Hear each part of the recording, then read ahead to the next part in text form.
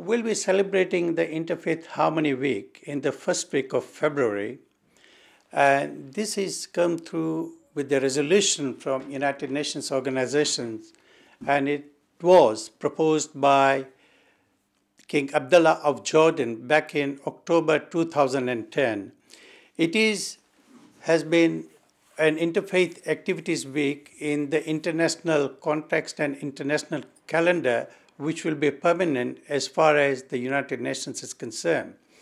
The whole idea is that we must try and put interfaith activities in the international context, because today's world is in turmoil, and due to misunderstanding among each faith, among several individuals, it has created an atmosphere whereby there has been a lot of animosities, aggression, etc.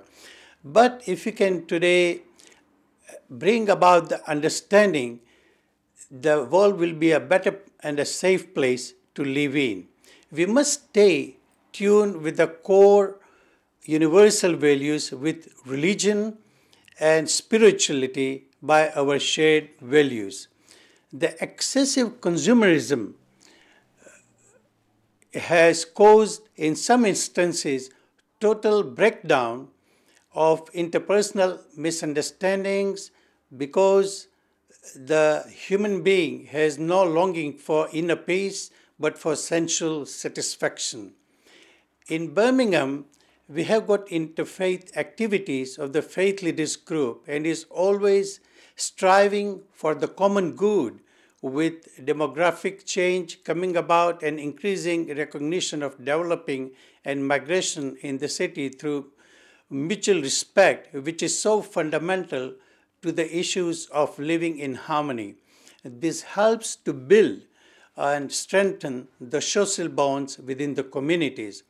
For this to succeed, there must be a widely shared sense of the contribution of different individuals and communities to a future vision of coexistence, which is being hotly pursued by Birmingham Faith Leaders Group.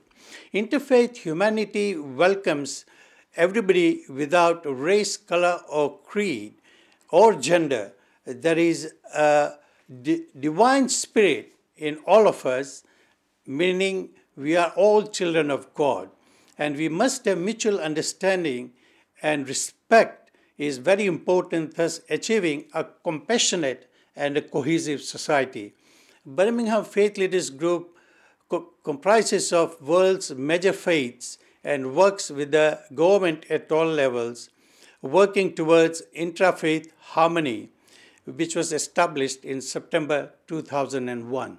One very good example of interfaith activities within Birmingham and through multi-faith, this happened after 9/11 in year 2001, when Birmingham Mosque started receiving abusive calls and letters, and it was the initiative of Rabbi Tan, who made a call to Dr. Nassim at the time and asked whether he could possibly go, and they can stand together, both the Jews and the Muslims, after the prayer, and stand shoulder to shoulder and show to the people that they are working as interfaith and that they want peace and harmony, but not to create any division. And thus the inception of Birmingham Multi-Faith Leader Group came about somewhere around 2001. Another shining example of interfaith working together in Birmingham is between the Hindu and Sikh communities, when a Ram Katha Vedic festival was held at National Exhibition Center back in 2001, and the 10th anniversary is to be celebrated this year, sometimes in September.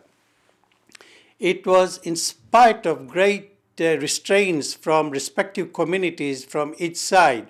The leaders took the initiative and worked hand in hand, and despite so many adverse conditions, and despite the main preacher not coming down, and the program was in a great deal of turmoil because of that very fact.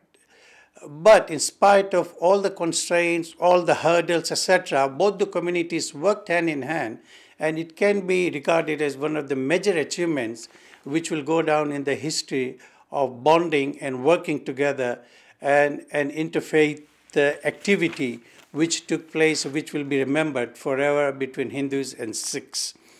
Now, that is a very, very good example as far as Ram Katha Vedic festival is concerned. And as far as the Interfaith Harmony is concerned, World Interfaith Harmony Week, this was proposed, there was a resolution passed in United Nations in October 2010, I presume by King Abdullah of Jordan. And this was more or less the 13th annual Interfaith Anniversary Week.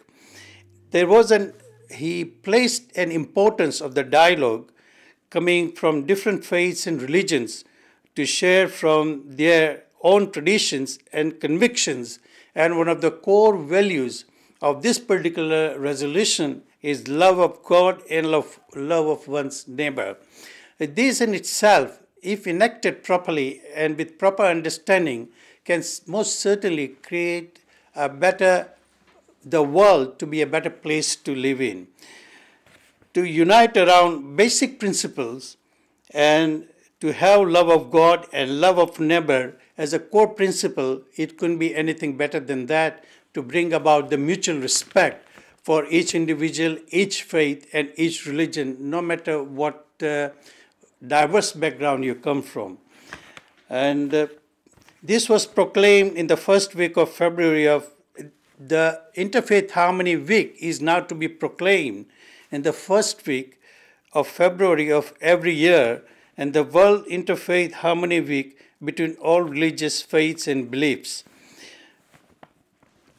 The main thing is to resist the forces of misunderstanding and mistrust among peoples of different religions. It is about, end of the day, is about tolerance, respect for others, and peace to make this world a better place to live in.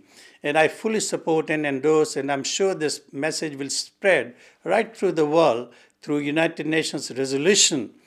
And this Interfaith Harmony Week should be upheld, and the government should strongly sponsor it and bring about the awareness through different diversities for people of different background, different culture.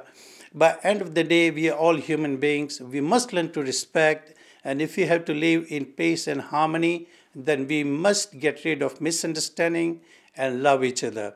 Therefore, love of thy neighbor and love of God are the core principles, core values, and for us and for our future generations, for our children, to love in a peaceful, harmonious way, it is most important that we adhere to the principles of loving each other and living in faith and harmony.